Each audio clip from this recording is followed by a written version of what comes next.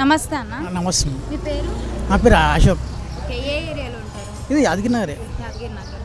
అన్న మీరేం చేస్తుంటారు? నేను ఎలక్ట్రీషియన్. ఎలక్ట్రీషియన్.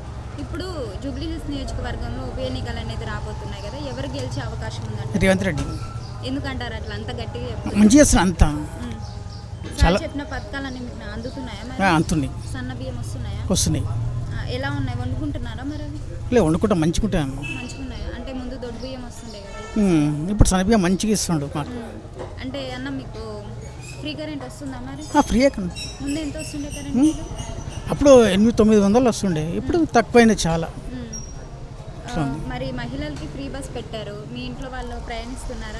ప్రయాణిస్తారు ఫ్రీగా మంచిగా. ఇప్పుడు ముందు చార్జెస్ ఇవ్వాల్సింది వచ్చేది, మళ్ళీ ఇప్పుడు ఏం లేదు, ఫ్రీగా ఉన్నది అంతా. హ్యాపీగా వెళ్ళిపోతున్నారు అందరూ మంచిగా. ఓకే, అంటే మీ ఏరియా వరకు ఏ సమస్యలు ఉన్నా కూడా ఎవరు వచ్చి పరిష్కరించేవారు? నవన్యాలు చూసుకుంటాడు మాకు వచ్చి. ఎటువంటి సమస్య ఏదో చెప్పినా కానీ వచ్చేస్తాడు కంపల్సరీ.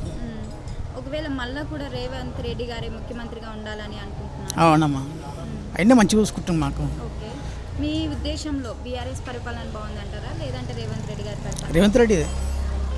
మరి బీజేపీ పరిస్థితి మంచి లేదు మా అస్సలు. బీజేపీ ఇక్కడ చూసుకోవాలి, ఇంత బీక్ అస్సలు ఇంత కన్నా ఎట్లే ఇక్కడ. రేవంత్ రెడ్డిదే ఉంది చాలా. థ్యాంక్స్ అన్న.